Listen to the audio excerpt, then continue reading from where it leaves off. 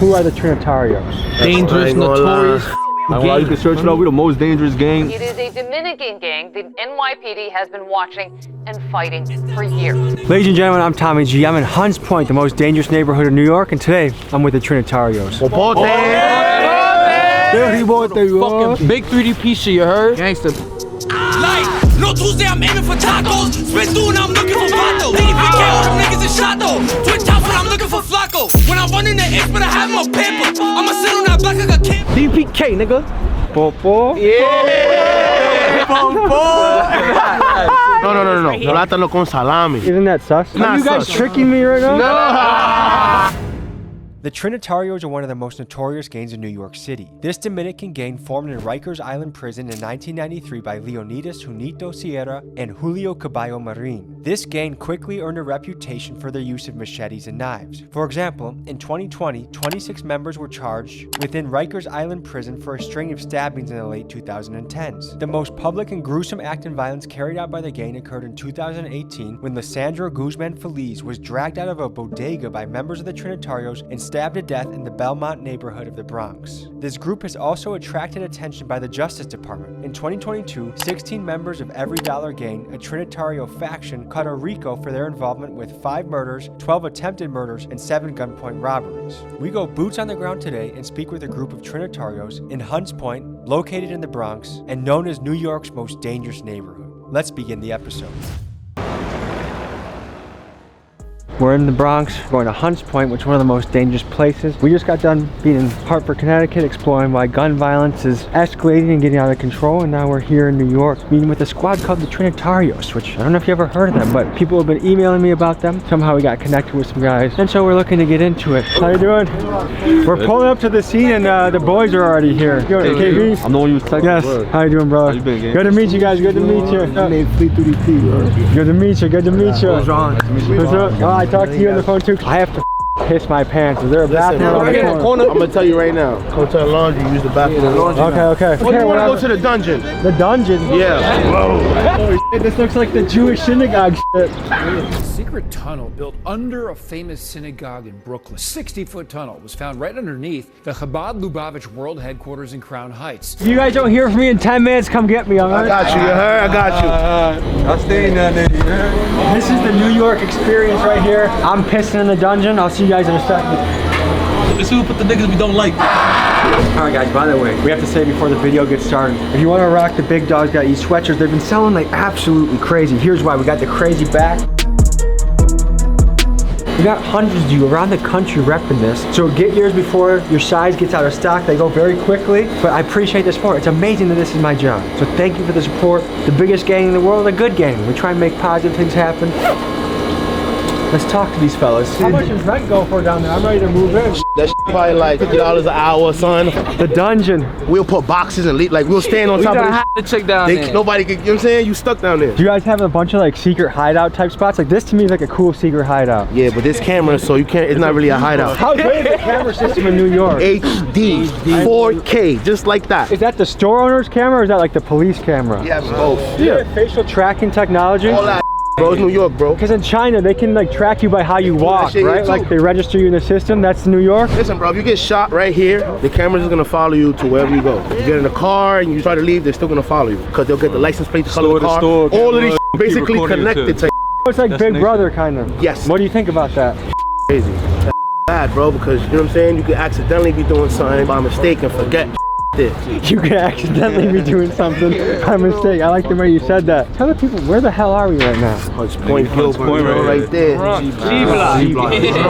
No, not F block, not H block. What is G block known for? Listen, man, Google it. It's a bad place, but we from here, so we try to, you know, make it good. What's the reputation of NYPD around here? They are very, very, very corrupt. They'll push on you, they'll stop and frisk you, and you can't do that no more. I heard one of our like friends that. here maybe got caught for jaywalking the other day. No, that happened to me twice too. For real, they actually get you for jaywalking? Yeah, they do for anything. I was like just because that's a jaywalking. probable cause to stop you. They can search you, go through your stuff, see if you got warrants, anything, I love and then the way pick you your up right hair's now. coming out of that- The police try to run me over just to search me, bro, for no reason, bro. They actually ran one of my friends over too before. One of my friends is locked up right now. Free talk. Free talk. That's Yeah. nice. Right here, up 3 the in the block. morning, you heard? Free the bros. So I go to a lot of places around the country, right, fellas? And most places they're like, they're not really worried about the police. They have crazy guns out. But I've noticed New York, you have to like at least respect them, even if you don't like them. They're about it. You don't gotta respect them. You just can't be dirty. You can't have a gun on you talking crazy to them. Now, if you clean, if you just a citizen walking and they try to harass you, you can violate them. So what's the green I see around me? I see some. It's our favorite color. Yeah. That's your favorite color? Yeah.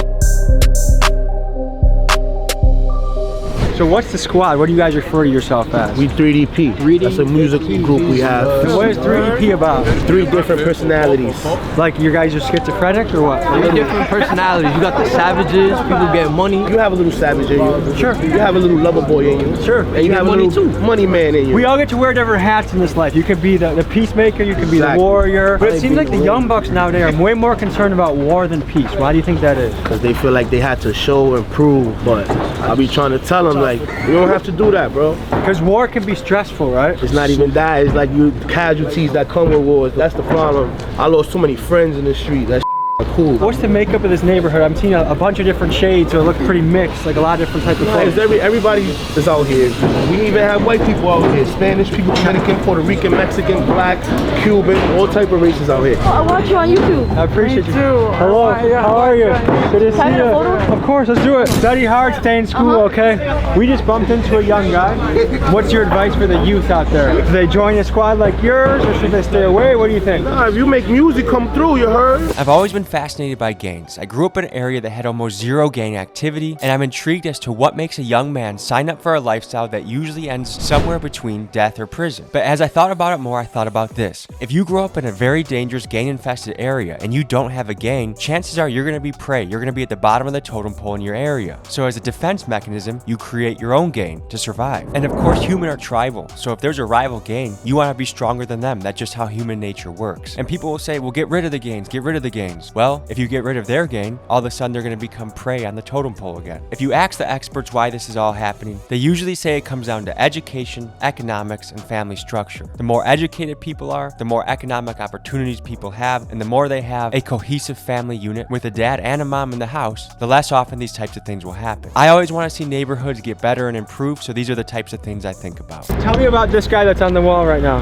That's the gorgeous gangster himself right there. The gorgeous gangster? Yeah, it's a good man. name. That's his name, DJ. I ain't gonna lie, it's one of my closest friends right there. What can you tell us about DJ? Cool ass dude, I ain't gonna lie. He just, you know, people go through things. He would have been right here with us if he was alive, I'll tell you that much. What happened to him? It's like hard to talk about it because I don't like what he did to himself, but took his life. Yeah, bro. He was going through a lot, you know? Like, I can't blame him for what he did. Mad at him, but you know, everybody go through different things in life. I think especially with men, like if you look at statistics, it's men that take their life. I had a friend in college, one of the happiest go lucky guys. If he was with you, he'd be making you laugh. His name was Max, and he was the smoothest with the ladies. He got so many ladies. That's him right there. Yeah, and then, you know, you get a call like Max is not here. I have chills thinking about it because it's strange that you can have somebody right here in front of you laughing, having a good time, and you never really realize maybe what's going on, and all of a sudden they're gone. A lot of niggas, they think like just because you in the streets and you don't got feelings and a lot of mental health is a real issue. But a lot of people, like, they be going through a lot of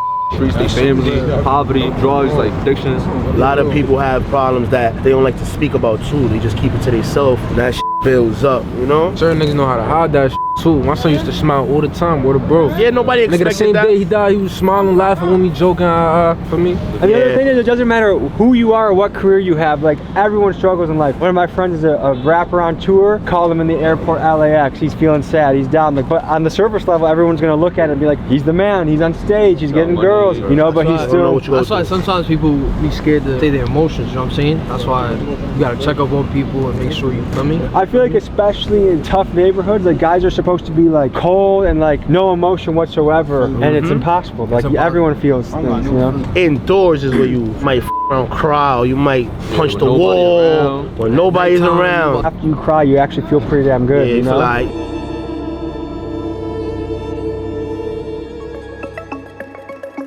who are the Trinitarios? Dangerous, notorious, gang. You can search it out. We're the most dangerous gang. Niggas don't even talk about us. Like, some refer to the Trinitarios as the most feared gang in New York. Now, every gang you talk to claims they're the most dangerous, and in New York, you have a lot of dangerous gangs to choose from. The Bloods, Crips, Latin Kings, and MS-13, just to name a few. So why do some say that the Trinitarios are the most feared? They will tell you it's because of their unity. While certainly they are outnumbered by gangs like the Bloods and the Crips, they'll tell you that a big difference between black gangs and Latino gangs is structure and solidarity. For example, they'll say it's not unusual to see rival factions beefing amongst themselves, but that usually does not happen amongst Trinitarios, especially while in jail together. The other thing Trinitarios will tout is their vetting process. While some gangs might just let people in their ranks quickly, it's a 3 to 6 month process where an applicant is observed in traits such as loyalty and commitment, and only when they prove themselves are they allowed in. So the question becomes, if you were trying to figure out who is the most dangerous gang in New York, do you pick the one with the most amount of members or the one that you believe to be the most unified and loyal? You decide. They claim that we're the most dangerous gang, so we just, whatever, but it's not, everybody's not really on that time, There's a lot of us that's trying to push peace and positive vibes, music and shit. But we're known for a lot of bad shit. But every gang is known for bad shit. Good and bad. Yeah, right? We just lit. That's it. That's all. God give his family, the family fight for our freedom. You know what I'm saying? We're supposed to be against the abusing it. You know what I'm trying to tell you? We're a family. We stick together, one for all, one for everyone. Do you feel like in tough neighborhoods it's almost essential to be part of a squad, like to survival, or can you be like a kid that's in science books off by yourself? Kids over here that chill with us, that's not. When you're born in that environment, most kids like they join something as a to be cool. They like the feeling of like family, of unity that they usually don't get in other from their family or something. I'm gonna know if you just want to be this because it's cool or because of clout and shit. And I'm gonna tell you, bro, you could hang out with us, bro. You don't gotta be this, because this not for everybody. At the end of the day, just make sure you know what you signed up for, you heard? This is real, bro, you feel me? So you can't be out here playing with your life and shit, because people die behind this shit, bro. Shot at all that, you feel me? It happens. I know that in New York drill music, especially the younger kids, there's a lot of disrespect that I hear in the songs, like Smoking on Dead Ops, things like that. But also there was a story of kids kicking over candles of a guy that got killed. That happens. I done did that in my youth. At the end of the day, we human. It's bad enough we smoking on people, you know what I'm saying? So me personally, I'm against the whole kicking candles and shit, because at the end of the day, Dead Ops got families and shit, you know what I'm saying? So his mom, that's all she might see every day, looking at her kids' candles and stuff. Is he calling from the jail phone right now? Yeah, jail phone. So yo, we on a video right now, yo. That's not a fugitive. Underscore 3DP. You already know the vibes, man. I'm on an island right now, the body here. You're in Rikers? Hey, brothers, Tommy G, how you doing? Good. Tell me about the conditions in Rikers. Some people have never been in there in their life. What's the food like? What do you get to do? It's nasty. You got white people telling us making our schedule and shit. Rikers Island is the most infamous correctional facility in New York. Founded in 1932, this facility has housed rappers like Lil Wayne, Tupac, and A$AP Rocky. The jail has long gained notoriety for its overcrowding and gang activity. In fact, in 1993, 2 gangs were born in Rikers Island, the United Blood Nation and the Trinitarios. This jail currently stands to be closed by the end of August of 2027 and will be replaced by 4 smaller borough-based jails due to the immense overcrowding and violence. And until this happens, New Yorkers are calling for a federal takeover of the facility to ensure more safety. Trinitarios that are locked up in Rikers Island can make a lot of money. They bribe correctional officers to smuggle in drugs, knives, cell phones, and other contraband. In jail, drugs can be sold for up to 4 times what they are worth on the street. Within Rikers Island, Trinitarios have a reputation for being quick to knife violence if they feel threatened or provoked. The following footage you've seen in this segment were sent by Trinitarios who were locked up. Like, you had to sleep with the lights on all the time? There's always lights on, or does it get dark at all? 5 o'clock in the morning, you'll turn on the lights and keep it on all the way to like 9 o'clock. If I wanted to smuggle something in, can I bribe his CO? Hell yeah. If I'm getting lonely and I want the warm touch of a woman, is it possible to get down with a woman? If I'm ever in Rikers, I can invite Sweet Cheeks to come see me? Nah, you gotta get the yo, for me. You a movie right now, word of bro. Look, I'm in a box right now. Like you solitary? Yeah. What'd you do to get sent to the box? I poked somebody out. I made a knife and I poked the nigga right in his stomach. I might tell you a jail story. Yo, listen, man. Shout out 3DP, man. I got cut up in my face a while back, you feel me? Like, I had to spin one of the 3s. He ain't take a deal, you feel me? On the way to the school, niggas sparked me, but I sparked the nigga back. I ain't take nothing on the hop. You're a gangster, like. This is on the way to school? Yeah, I was on the way to program upstate. In jail. Okay. Jail program, but yeah, man, that's really it, you feel me? It's heavy out here in these streets, you feel me? Like, they got you twice, huh? Like 3 times. And that fight's quick, that happens real quick, huh? Everybody in New York might not have a gun, but everybody got this. But more or less, these shits right here, these shits work, you heard? Like, I knock niggas the out for a living, you heard? What happens if a cop finds you with that? Might take you to the precinct too, but they might just. But not take nearly as serious as a gun. So it's similar to England where they do all the shanking because the gun laws are strict. There's a lot of guns out here, bro. Whoever show guns on YouTube videos here, shit like that, stupid. You're getting indicted, bro. Yeah. You know what I'm saying? You're stupid. New York's gang history goes back hundreds of years. Way back in the day, Irish gangs like the Huyus gang and the Dead Rapids controlled much of the criminal underworld in the 1800s. In the early 1900s, the precursor to the Italian mob emerged, the Black Hand. These guys would extort money from people by showing up, putting a letter under somebody's door with a demand. Give us money or we will stab you or blow up your building. And sometimes they did. Bombings were very common in this time. Then, from 1920 to 1933, the prohibition of alcohol occurred, which opened up a massive opportunity for the Italian mob to capitalize on. Bootlegging. The cash that flowed in from this is one of the many rackets that contributed to the rise of the Italian mobs as the premier gangs of New York. The mob seemed untouchable until the invention of the RICO in the 1970s, which enabled the conviction of the mob's leadership. The 1986 Mafia Commission trial, led by prosecutor Rudy Giuliani, went against the heads of the 5 major Italian families, and this loosened the grip that Italian crime gangs had on the New York underworld. This power vacuum allowed black gangs such as the Bloods and Crips, and Latin gangs such as the Latin Kings and the Trinitarios to take over power. History tells us that change is certain. I wonder what will come next. Niggas are bond, niggas what we do, nigga. DPK, nigga.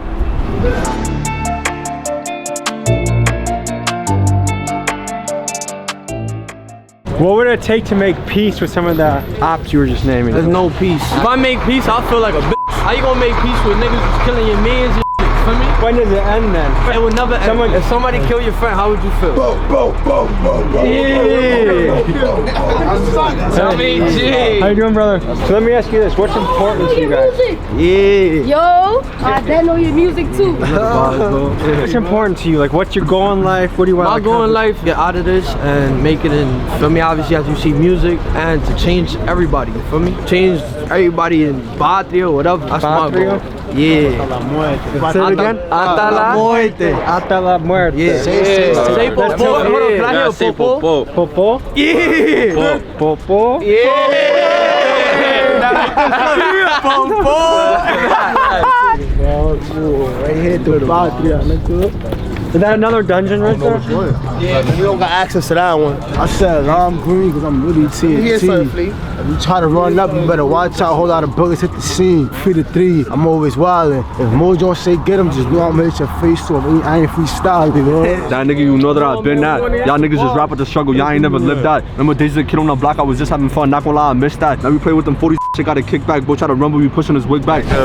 I'm talking about, nigga. When normal citizens... You know the vibes.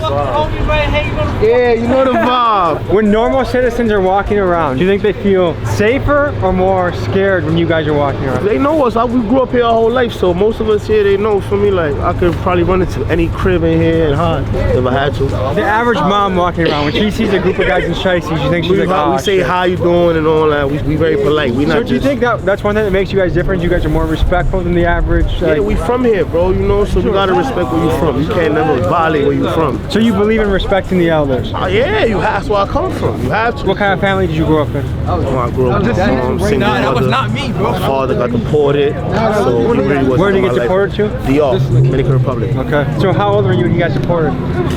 Yeah, I was like 6, 7, probably around there. Did you guys think about going back at all? We used to go like every summer and December for holidays. How often do you get to talk to your dad now? He died. He died? 2 years ago. How was life in Dominican Republic?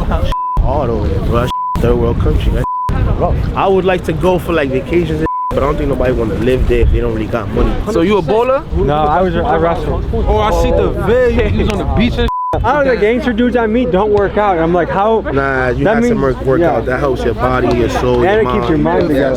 Yes. So if you go to Rikers, you already know the workout you'll be doing? Mandatory. Every day you gotta just do calisthenics. What are some Rikers workouts we can do? Push-ups, garbage bags, fill them up with water.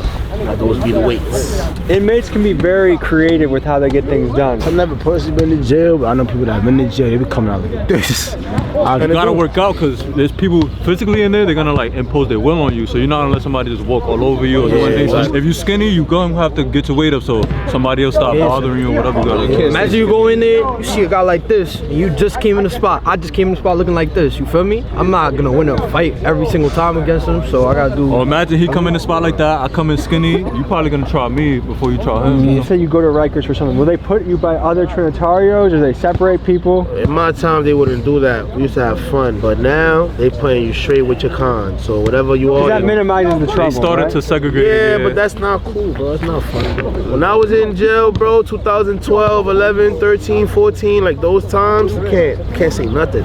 So now they put you in a blood crib. You can't live with blood because we have beef with blood. So if you go to the blood crib and they ask you, yo, what are you? And you say, I'm not nothing, you can do that 24 hours. You got to do something in the house. You can't just be in there low riding like, oh, I'm not in no gang, no. So I done did that. I've been to a few cribs. I got a beard. They think I'm Muslim. I played a little black role because I look black. Once one of them is not looking or I got them, then they send me to the bros and shit. But you just go in jail like, hey, I'm this, kind of. For me, that's not fun. What are some stereotypes about jail that are true or false? Like let's say this, like if I'm the new guy, I come up, I have a tray and I have a brownie on the tray, some big dude's gonna be like, that's my brownie. Even gonna get the, like, no, listen. You're not even gonna get the brownie. The inmates do the pantry, so the inmates are the ones that give everyone the food. So if I go in there, I have no affiliation, I'm neutral. Do I have to join somebody or what? No, just beat somebody up real quick. You're not in front of everybody. But they will try you. Will I go to solitary if I knock somebody out? Nah. You got a ticket for that. What percentage of dudes get down in jail with other dudes? Like, is that a real thing? Nah, that don't happen. That's like back in the 80s. Yeah, that don't happen. That drop the soap. That's not real. Once in a blue moon, though. It'll be like a trans and a guy that now calls himself Jessica. Yes, and they'll still put those type of people with us because they were men at one time. So that's just a question that I have to myself. They be putting so much laws, but in jail, you still put them with men. Oh, we have the boys behind us. Nah, this is every day. Our boy, you could be walking full black cars will hop on you and just search you, beat you up for no reason. That's like the elite forces of the police. Yeah, because they want the guns. I see those. I try to maneuver because it will open your coat, check you all over without any probable. Yeah, that's illegal right there. New York have a SWAT team? Yeah, I love all yeah, they have a SWAT. Remember the George Floyd incident? What happened a few years ago? New York had for that. They had to bring the SWAT out here, the U.S. martial law and all that, because everybody was looting, everybody was wilding. What did you guys feel when you saw the George Floyd incident? I ain't gonna lie, it's just I feel like it happens everywhere, you know? It's just another televised person getting killed for no reason. I ain't never really been in jail, but when I was in the bookings, when I was in the cell, like, we was asking the cops, we like, do you really enjoy doing this job? And most of them were like, nah, I just need to get paid. Like, I'll be feeling bad for you. There's a lot of people like that too that don't care. But that George Floyd situation, I want to touch up on that. And that kind of relates to like all little group, you know what I'm saying? That George Floyd situation, right? At that time period, people were going at cops, right? Me personally, I don't like cops, right? But you would say not every cop is bad, right? Correct. But I mean, that ties into like some happen in our culture and our little that happens. Just because a group did something bad to, you feel me, a little kid or some that doesn't mean that all of us is bad and all of us feel that was the right thing to do or whatever, you know what I'm saying? You're referring to a news story, aren't you? Yeah, like we got blamed for something and you know what I'm saying, like it's a touchy subject, so I kind of don't really want to talk on it too much, but you know, like me, KB, Millie, we make music, right? A lot of people always harass us, oh y'all civilian killers, da da da. That wasn't us, you know what I'm saying? We don't even know what's going on with that. You know what I'm saying? Like, there's Bloods that kill innocent people, there's Crips that kill innocent people, but people don't talk about that. But that people want to talk about that little one incident. When you Google the Trinitarios, one of the first things that comes up is the 2018 murder of Junior Guzman Feliz. He was in the Belmont neighborhood walking home one day when 4 cars filled with Trinitarios pulled up on him, chased him into a bodega, dragged him out, and stabbed him to death with knives and machetes. He was only 15 years old. According to the news, his death was the result of him being mistaken for a rival gang member. But what some on the street say is he got caught between a Trinitario civil war gone wrong. 14 of the Trinitario members that were involved in this gruesome crime were sentenced, and some of them are serving 25 to life. It's stories like this that make the endless cycle of violence in the hood seem like something that will never go away.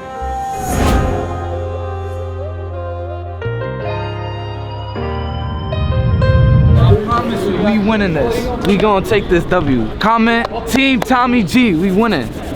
It's your team right now. It's us 3? Yeah, it's us 3. 3. Alright, run it. Ready? Alright, go. Oh.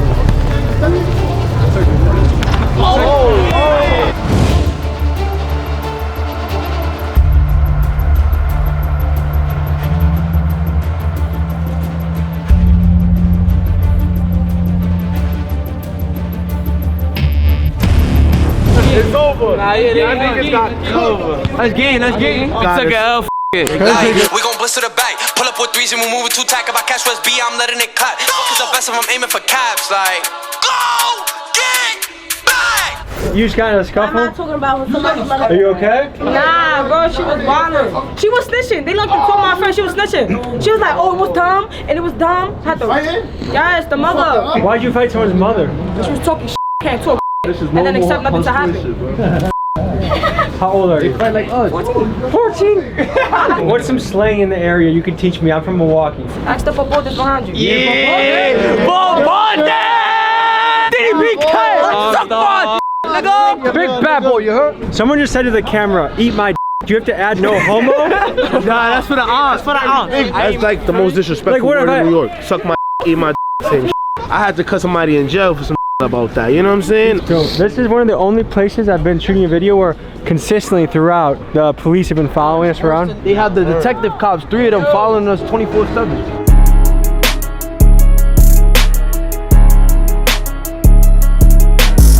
They're about to take you into the dungeon. That's very safe. Because I know New York was home to Jeffrey Epstein, so I just want to make sure I'm going into a dungeon. You're going into a dungeon, I don't know what's in there, but nothing's gonna happen to you, obviously. Yeah, I'll protect my butt if I have to. So who's this guy we're meeting? This guy, he's a fiend. But he speaks straight Spanish.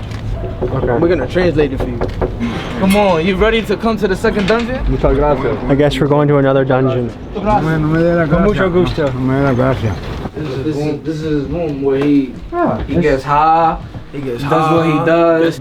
You feel me? Yeah. It's not a bad spot. This is my best friend. Me llamo Tomás. Javier. Dígame sobre tu vida y Hunts Point. I came to Hunts Point at the age of 15. ¿Cómo el barrio cambia por los años? When I came from Puerto Rico, I see Hunts Point like but now it's different. They got the tree, they have building. Hunts Point changed. I do a lot of bad things in Puerto Rico. When I came in here, same thing. I went to jail. I went to federal too. I do time. You went to federal? What'd you go to federal prison for? Yeah. I started getting high when I was 11 years old. Heroin. Oh, heroin. 11 years old.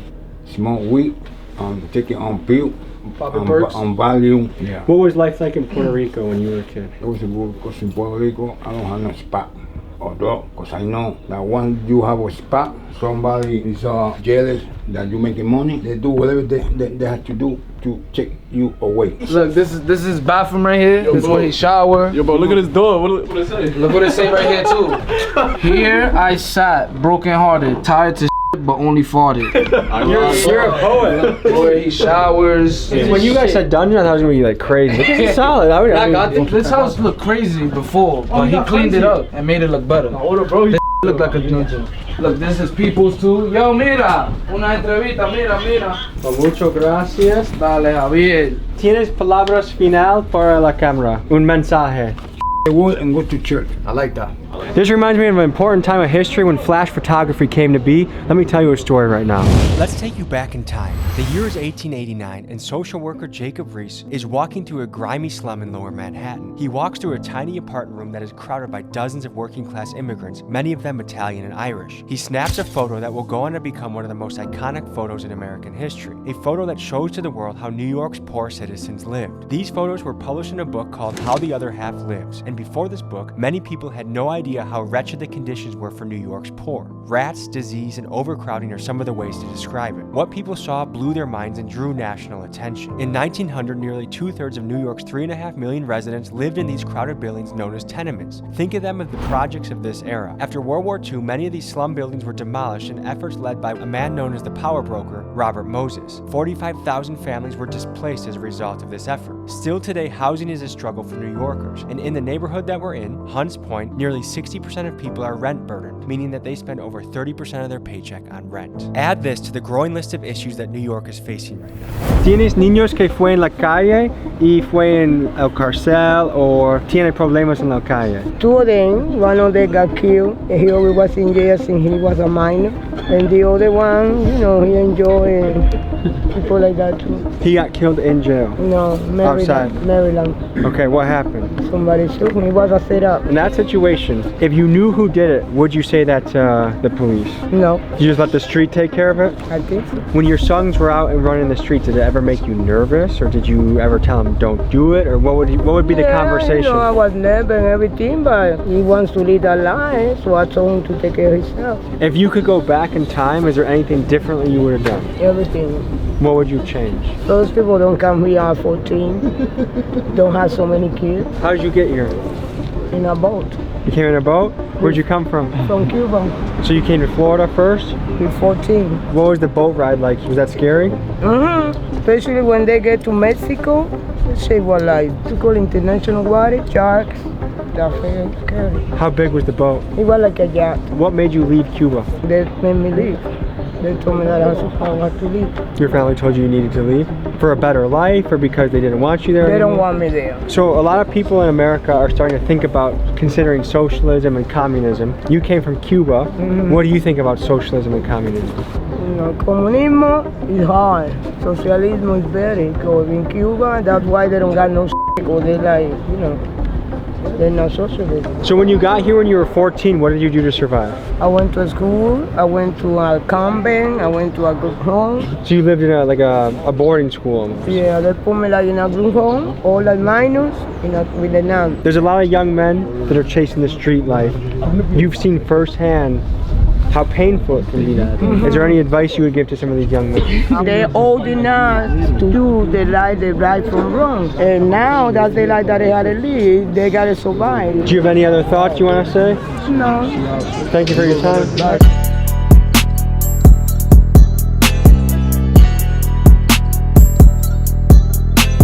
So tell me about this. There's a few current issues in New York that I want to ask you guys about. One, the migrant crisis. There's a lot of migrants living here now, coming in. What do you guys think about it? I mean, I feel like everybody was migrants at one point, but they dragging it, bro, because the people that's coming over here is doing crimes and shit. And I feel like it's because the government's not really giving them help. Everybody thinks you're gonna come to America and you're just gonna get money. It's just gonna be easy. No, bro. It's not easy to survive in America. I don't understand. It's a good place to live compared to other countries, but it's still difficult to live well. Tell me about cost of living. Do you feel like people feel squeezed around here? Rent's going up, energy's going up, everything's expensive, going up, food, everything's So are a lot of people squeezed around here? Yeah, bro. The people living off their paychecks, all type of going on. Paycheck to paycheck. Yeah, bro. A lot of people in rap on the 9 to 5. Not at all. Look, I'm gonna tell you something, bro. At the end of the day, those people who too prideful to work a 9 to 5 be broke as You know what I'm saying? Like, everything is about money, bro. And the people nobody's hating on niggas who's making money, bro. Don't matter if you want to block trapping, if you working a 9 to 5, you working at McDonald's. You could do both.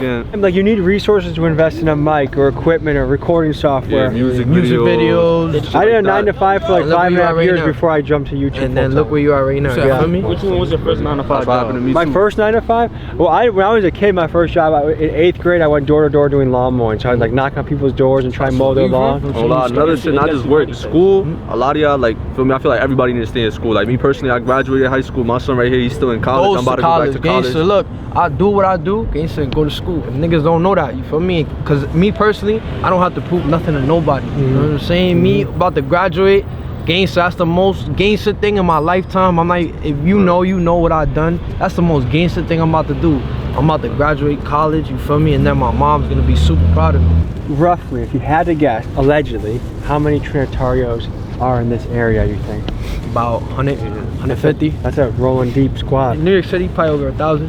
Wow, more than that. I'm ready to spin, ready to load every time that I sin. Niggas just talk about crazy and capping and shit like you can get shot in your chin, like damn.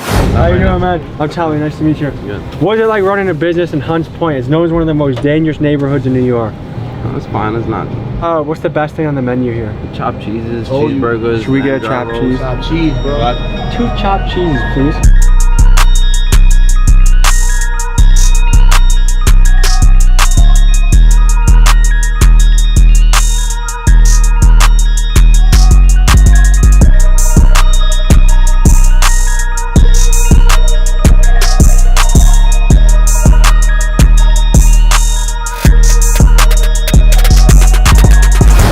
Why go rapping it like that.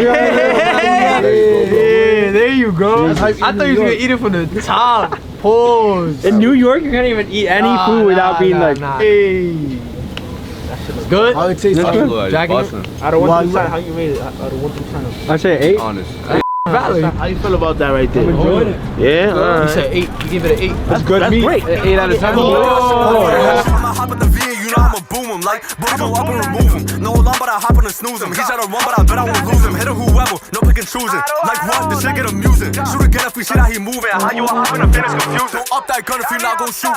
Who tough, not you? On court like who gon' hoop? Pass the rock like alley oop. Damn, from the back block with the gang we towing on match house. And your bitch for the team like a mascot. Watch out when I keep through the back block. Niggas think they go 48, so bro just up, don't hesitate. Folks, hope you enjoyed this episode.